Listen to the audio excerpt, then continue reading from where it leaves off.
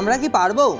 হেলমেটে আম পারতে, সেই জন্য আমি মোটা মোটা ইটের টুকরোগুলো গুছিয়ে নিলাম। তারপর দাদা ইটের টুকরো নিয়ে বাগানে চলে গেল।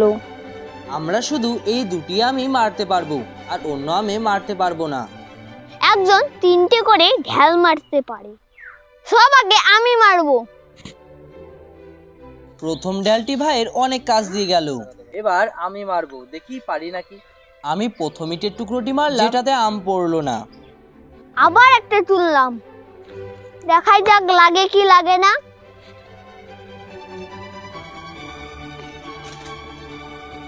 ধুর, লাগছেই না, আর একটুর জন্য। এবার দ্বিতীয় চান্স, এবার আমি মারলাম। এবার তো অনেক দূর দিয়ে গেল।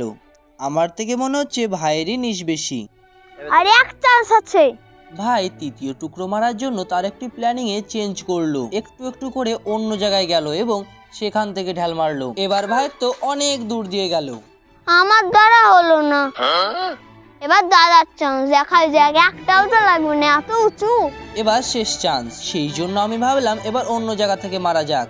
তাই সোজা চলে এলাম আমের কাছে। আমের নিচে দাঁড়িয়ে আমি আমের উপর নিশ করলাম। আমের লেগেও গেল, কিন্তু আম দুটি আর পড়লো না। দাদাও পারলো না। সেই জন্য আমরা বাগানে পড়ে থাকা আমগুলি কুড়োতে লাগলাম।